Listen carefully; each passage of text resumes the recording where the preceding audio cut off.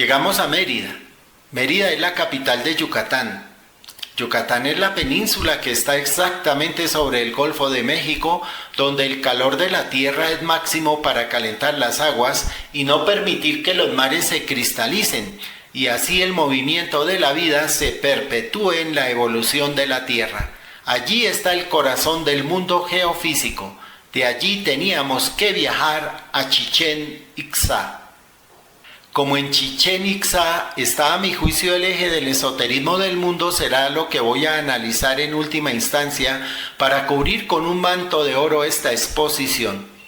Por eso dejamos a Chichén Itzá y vamos a Uxmal. A Uxmal, a unos 70 kilómetros de Mérida, fuimos conducidos por un hombre como todos los mexicanos, sencillo, displicente, natural, humano. Paisajes bellísimos. Por todas partes se contemplan grandes cultivos de henequén. Es una variedad de fique que constituye una riqueza para México y que podría serlo para Colombia. Los Estados Unidos compran todas las fibras que los pueblos le puedan vender y nosotros podríamos producir mucho henequén, pero es simplemente una referencia porque no es lo que realmente me interesa.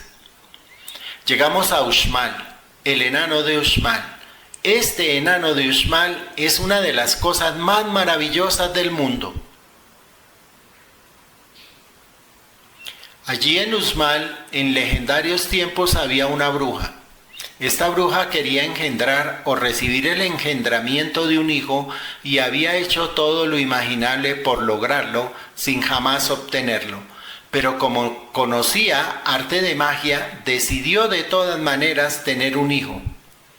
Entonces consiguió un huevo y empezó a realizar sus conjuros y empezó a realizar sus actos de magia y le fue dando con su calor mágico la temperatura necesaria hasta que de aquel huevo nació un enano, feo, contrahecho. Sin embargo, gobierna el mundo y sigue gobernando el mundo y sigue mandando en él. El enano, con sus poderes mágicos que había heredado de la bruja, estaba muy interesado en saber por qué se ocultaba un misterio en la casa de su madre.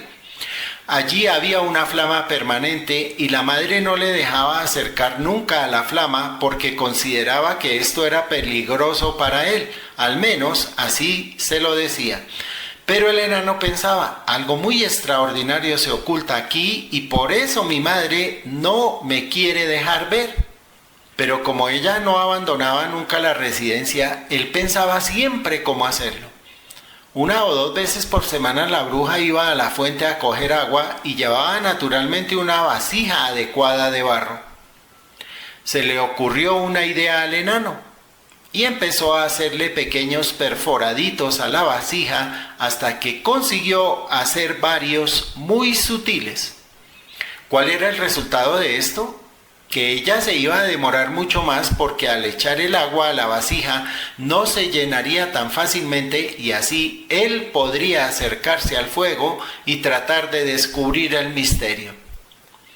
Al fin se fue la madre a la fuente y él, con la certeza y seguridad de que su operación daría resultado, removió la flama, la sacó a un lado y detrás encontró un sol de oro radiante lleno de figuras mágicas. Allí estaba todo el poder de la vida debajo del fuego en el sol cósmico cristalizado en la naturaleza humana, el cual solamente puede ser despertado por las divinas palabras, por el divino lenguaje, por el sentido espiritual de la conciencia. Entonces el enano se apropió del poder. Llegó la bruja y quedó desconcertada. Si esto sucedía alguna vez, su hijo sería el rey del mundo, pero ella apreciaba demasiado al rey de Uxmal y por eso ocultaba el misterio al enano. Pero el enano lo había descubierto ya y estaba manejándolo. Entonces la bruja quiso ocultarlo, pero el enano lleno de alegría informó a todo el mundo lo que a él había encontrado, el gran misterio de la vida.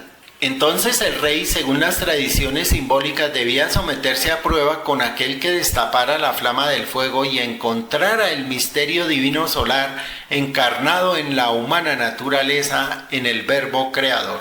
Y se sometió a las pruebas y pidió al enano muestra de su poder.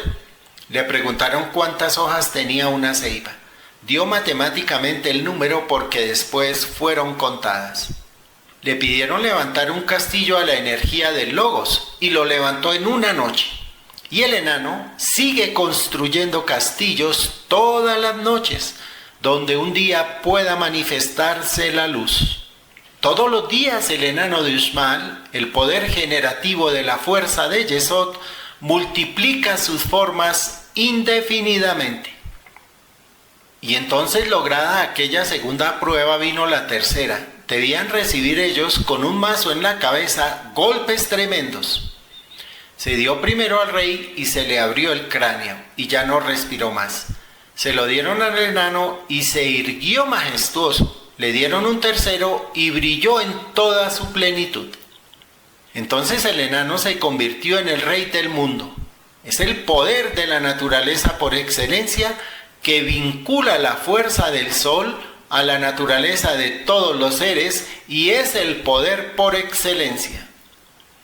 Es un pequeño enano, feo, sin importancia, demasiado pequeño, pero allí tiene todo el poder para gobernar la naturaleza, para multiplicar los seres y las cosas, y él sigue y seguirá siendo el rey del mundo. Esta es la leyenda del enano de Uxmal. El castillo tiene igualmente 99 escalones y 1, 90 en serie de a 10, poniendo los 10 sefirot frente a cada sefira y por último los 9 llegando a Malhut. La subida a aquellos lugares no es tan difícil, la bajada es bastante incómoda y difícil, siempre hay que bajar de espalda, no se puede hacer en otra forma. Luego sigo caminando por los alrededores del castillo del enano de Uxmal. Llego a un lugar que llaman el Palacio del Gobernador. El Palacio del Emperador, diría yo, el Palacio del enano de Uxmal. Frente al palacio, en una plazoleta muy grande, encontré a alguien que siempre había deseado encontrar en alguna parte, comprobando así la sabiduría de los tiempos, el Kan bicéfalo. La figura femenina del Kan mira hacia el sur, la figura masculina mira hacia el norte y en el centro, exactamente en el plexo solar, está el vórtice de la luz astral en su dual movimiento.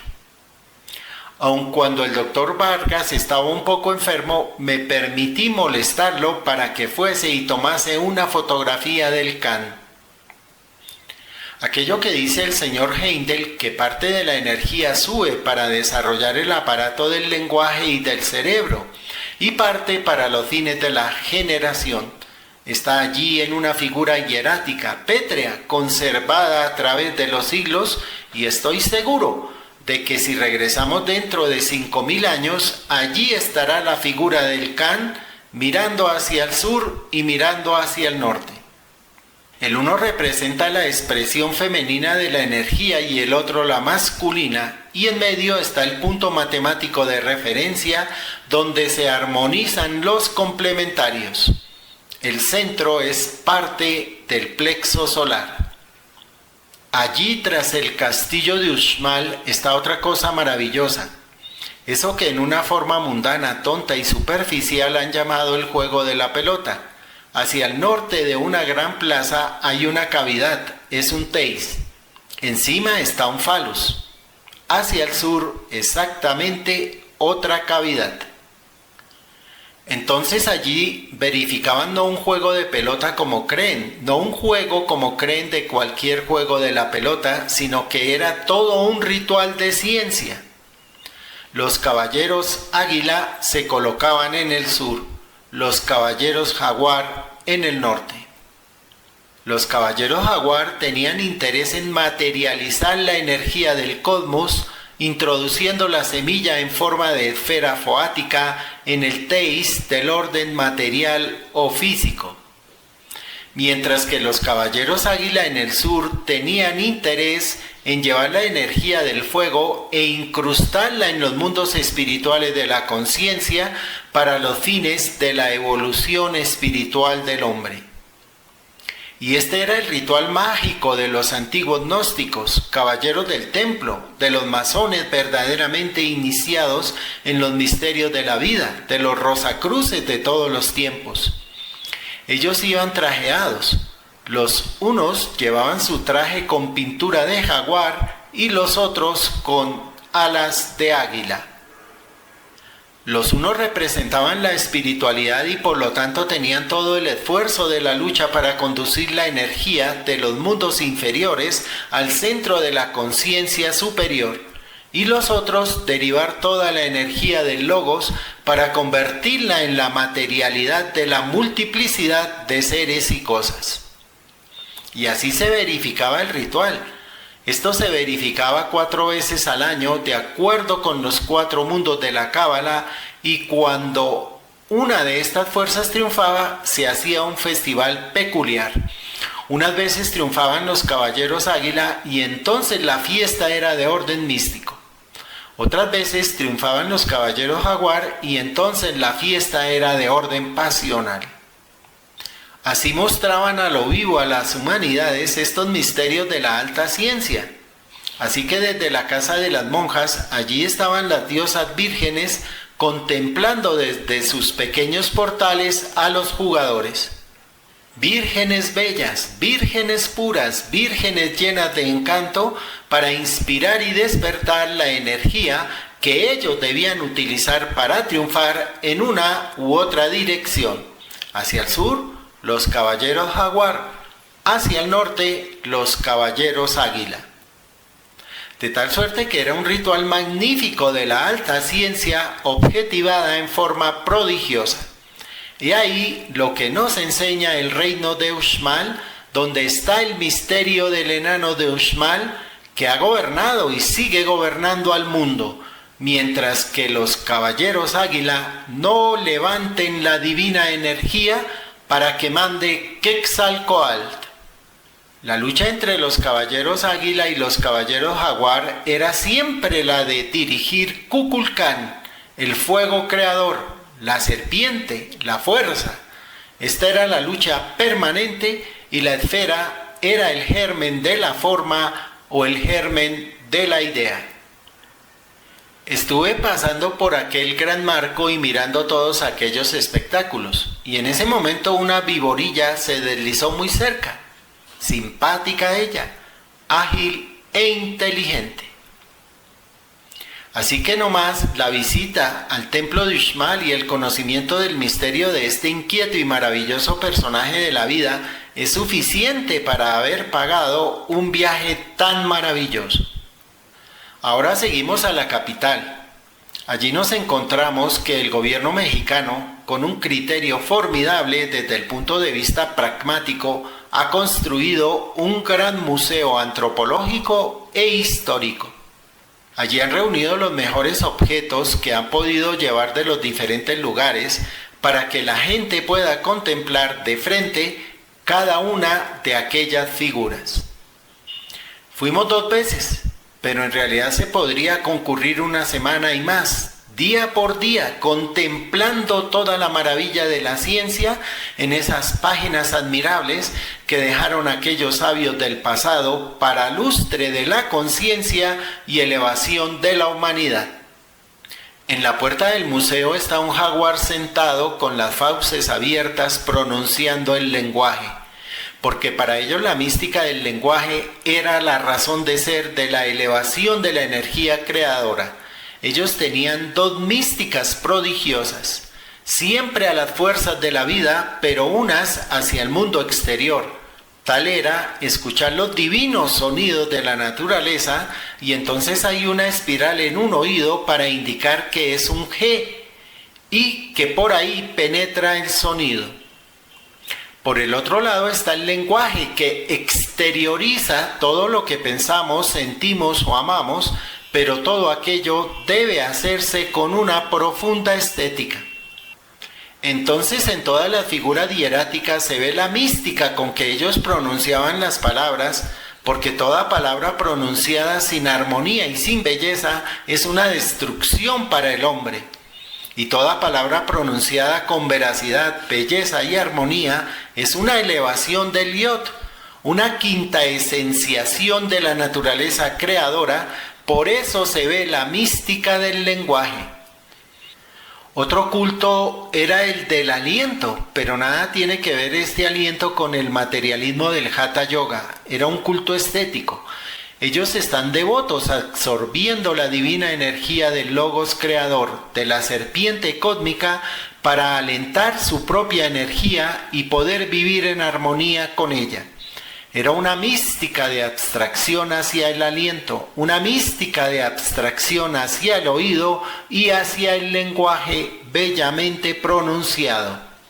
Por eso la vírgula aparece en todas partes, y en todas partes sin excepción la vírgula tiene 7 notas ideográficas que son el nombre de las 7 notas fundamentales de los sonidos. Todo aquello es matemático y riguroso, todo está fundamentado en la eterna y divina ciencia. Y seguimos mirando tantas maravillas, tantos hechos prodigiosos, pero siempre la serpiente por todas partes, tallada maravillosamente en piedra granítica. Nada tiene que desearse con relación a la belleza estructural y la talla a todo lo que hubieran podido hacer los griegos cuando vemos la serpiente. Tanto interés se puso en la serpiente. La serpiente siempre saca, como decimos nosotros en el lenguaje vulgar, su paja. Debiéramos decir su lengua bifurcada. ¿Qué es esta lengua bifurcada de la serpiente? Porque esta es una serpiente convertida en figura humana. Tiene 2 senderos, el del mal, pronunciando la palabra grosera, vulgar y mentirosa, y el del bien, pronunciando la palabra veraz, llena de belleza y de encantamiento. Así que siempre en la boca de la serpiente y en la boca del hombre está la expresión hierática y viviente del divino lenguaje. Y tal es como debemos nosotros utilizar el lenguaje para elevarnos, para ennoblecernos, para espiritualizarnos. Solamente usando la faz espiritual, la faz recta, la faz pura, la faz bella del lenguaje. Por eso en la figura del jaguar, por eso en la figura de Kukulcán, por eso en la figura más fuerte y maravillosa de Mixcoatl, siempre el lenguaje está elevando el fuego creador de la vida. Este es uno de los grandes misterios palpables en aquellas figuras hieráticas de la cultura roja, atlante, tolteca, maya, quiché. En realidad son ramificaciones de una sola cultura. Entonces tenemos que esta cultura se desprendió de Tula, que queda al norte de la Ciudad de México. Tula es una ciudad esencialmente atlante. En Tula se rendía culto a Mixcoatl. ¿Quién es Mixcoatl? Mixcoatl es la luz astral indiferenciada, la serpiente cósmica. ¿Y quién es la serpiente Quetzalcoatl? Es el Cristo, es la serpiente plumada. Se encuentra y se halla en la hondura misma del corazón. ¿Y cuál es la serpiente del fuego creador de la generación de los seres y de las cosas? Es Kukulcán. Así que en Tula se rendía culto a la fuerza cósmica indiferenciada, a lo que nosotros en nuestro lenguaje común para inteligenciar llamaríamos la energía del Padre, que es la serpiente del movimiento cósmico. En Chichén Itzá, el fuego creativo del Espíritu Santo, Hunatku, huracán, es lo que la gente en el oriente llama Kundalini y aquí se llama Kukulcán. Es muy curioso el valor de las palabras. Allí se encuentra la partícula Ku, que quiere decir plumada, como en el oriente quiere decir luminoso. El mismo sentido, figura aparentemente distinta. Y lo más grande, habiendo tanta cosa maravillosa en el museo, es la figura del coloso Atlante.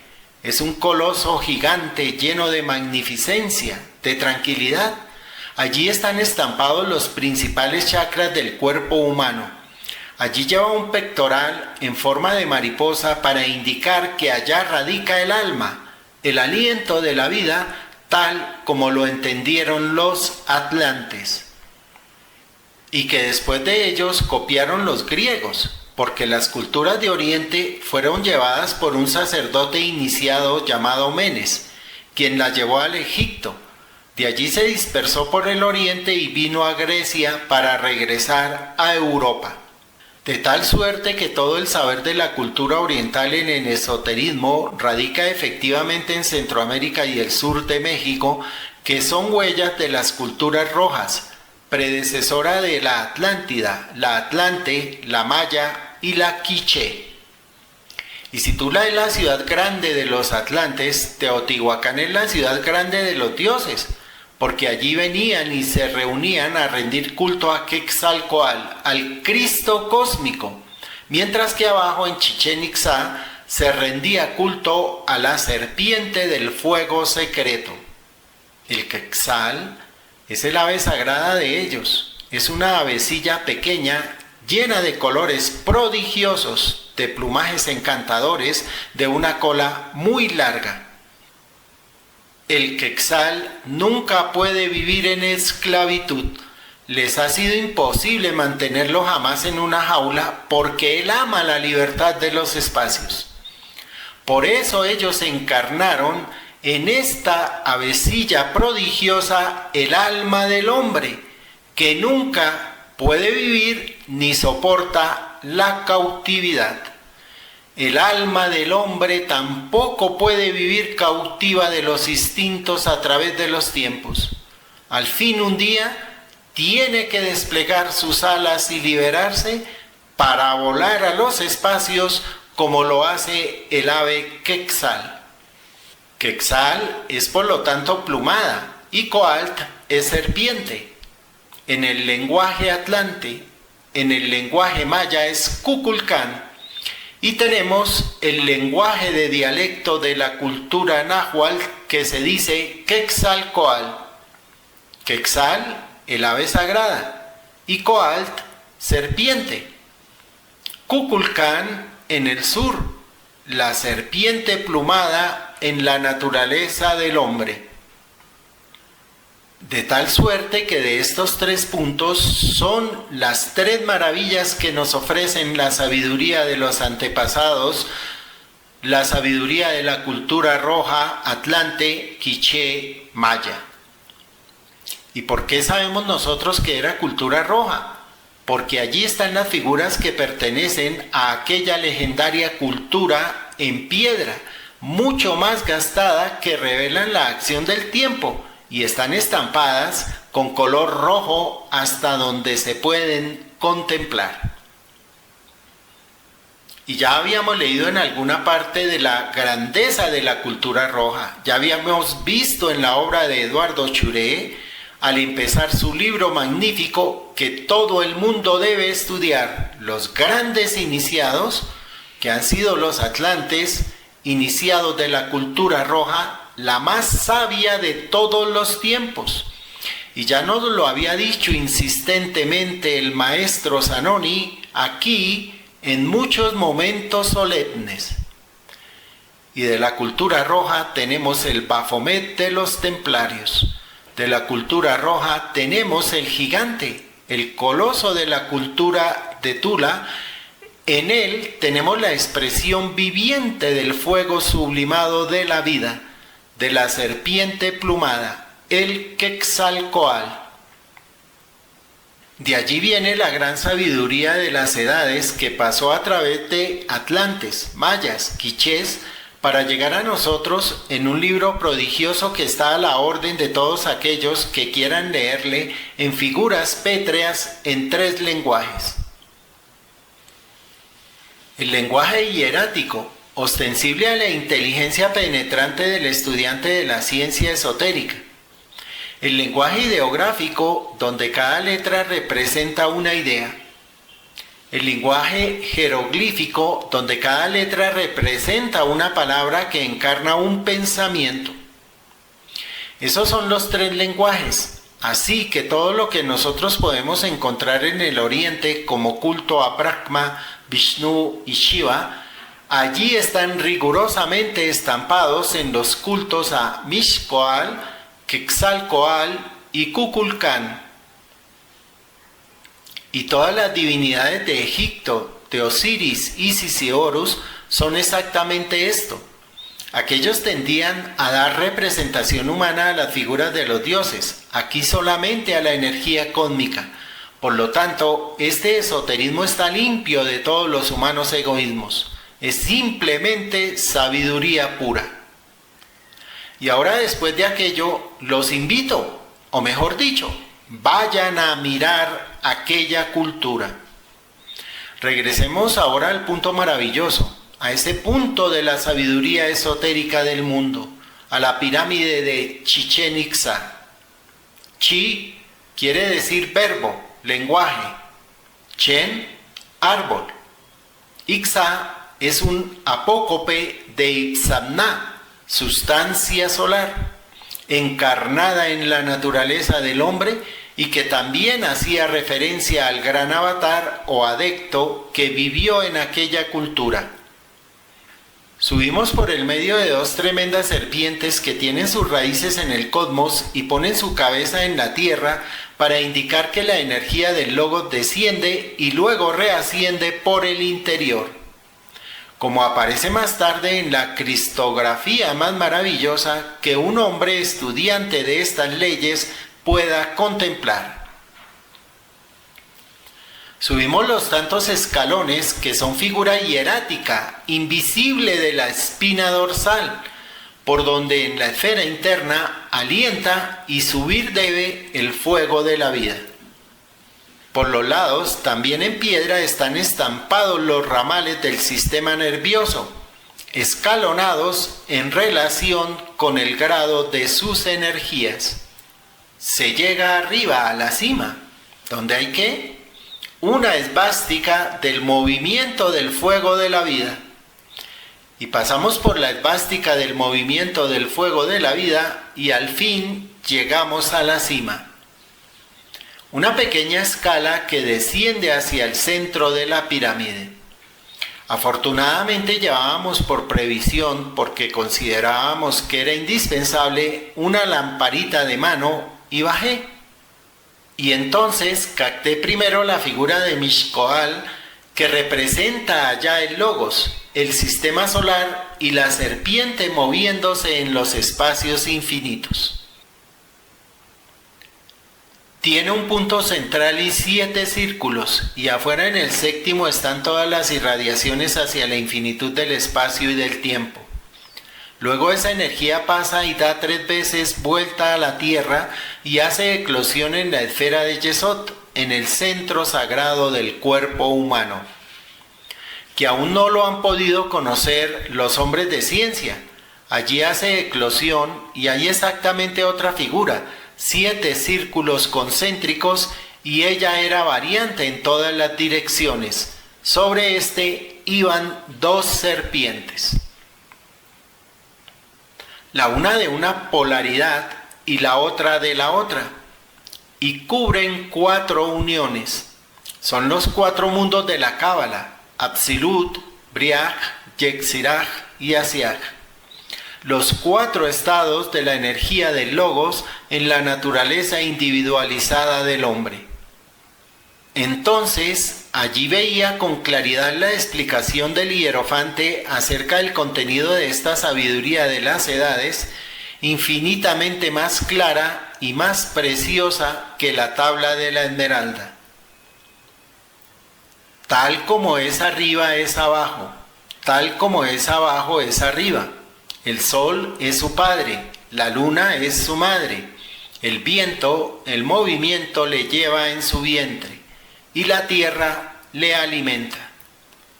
Y después le entrega esta divina energía al hombre. Hace eclosión en la esfera de Yesod, en el centro sagrado, y luego se eleva esta serpiente para convertirse en conciencia, en sabiduría, en voluntad, en inteligencia. Todos los sabios de todos los tiempos han comprendido este maravilloso misterio. La tabla de la Esmeralda nos ha llegado imperfecta seguramente a través de tantas traducciones y de tantas manos por donde ella ha pasado. Pero aquí está clara y perfecta.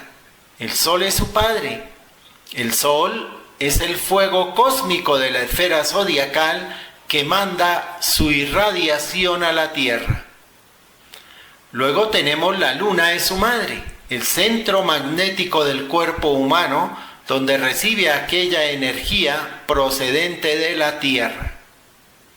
El Sol es su padre, la Luna es su madre, el viento, el movimiento le lleva en su vientre y la Tierra le alimenta. Y luego en su cuarta estancia, como dicen los cabalistas, hace eclosión en la naturaleza del hombre y el que la sublime se convertirá en un Dios. Será un mediador entre el cielo y la tierra. Será un guía para los humanos y será la redención del mundo. Bendita la hora solemne en que pude llegar a este monumento maravilloso de esa cripta sagrada donde se oculta la perfección, la sabiduría de las edades, y benditos ustedes que los grandes hierofantes han permitido que estén aquí reunidos. Y bendito ese hierofante que después de darme una explicación científica marchó, se fue con su traje brillante de luz.